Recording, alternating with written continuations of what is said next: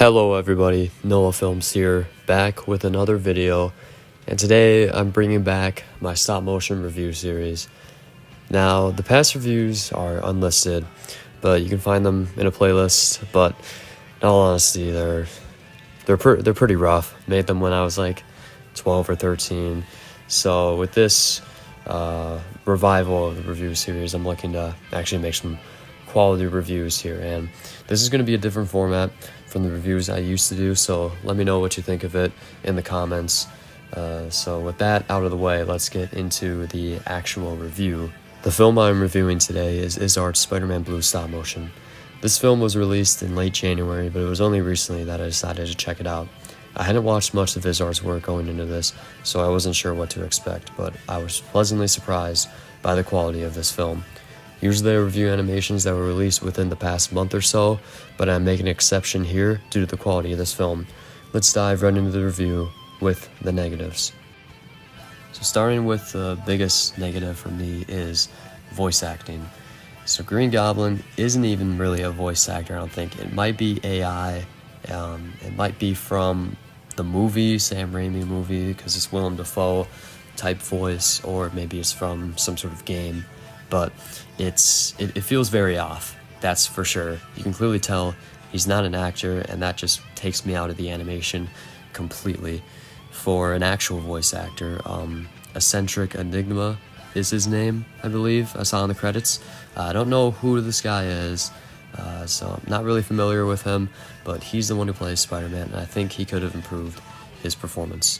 He definitely puts a good amount of effort into the emotional scenes, but something seems to be holding back the performance to me. And some line deliveries are rough, and in some scenes I think he can go a little overboard with the emotion. And I mean, he puts a good amount of effort into this performance. It's definitely not an issue of effort, as sometimes is the case with other voice actors, and there is potential here, but again, something is holding him back, and I don't really know what that is, but I hope he can improve upon that for any other future voice acting endeavors. There wasn't really much going on voice acting wise outside of Spider-Man and Green Goblin, so with those two performances lacking, that left me disappointed with the voice acting overall. Audibly, I was also disappointed. The music didn't really enhance emotional scenes much, and some of the music cuts off without fading out in some instances, so some sloppy editing here and there. And then some of the music is also some stuff I've heard in other films over and over, which takes me out of the scene. The sound effects aren't the greatest either. I think there should have been more effort put into the sound design of this film. There's not really much layers to it for me. And then there are some moments in the animation where it can get a little choppy, a little bit lazy. I feel like overall animation can be just overall inconsistent, kind of all over the place. Most of the issues, however, come with the sound of the film, which I mentioned before. That's really the biggest issue here, but let's move on to the positives of this film. Moving on to the positives, the thing I liked the most here was how great this film looks visually. The sets are absolutely fantastic. The amount of detail put in the background is amazing. The backgrounds fit the story so well, and it fully immerses you into this animation. The lighting is also great. Like the use of different colors to add a different mood to some of these scenes, and overall pretty dynamic. I like a lot of the angles used here also, and there's some nice use of camera movement at certain points of this animation. And the animation itself is mostly good. There are the inconsistencies with it that I mentioned earlier, but there are those times where it looks really, really good, which I think just shows so much potential with this animator. The story is mostly based on the Spider-Man Blue comic. I heard in the description of the video that there's also some inspiration from the Lego Legendary.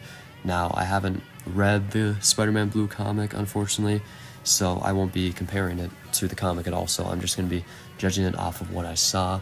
And from what I saw, the story was well executed. It isn't a very complex story, but it didn't need to be for just a 12-minute animation. I thought the pacing was good, and overall the story was executed well.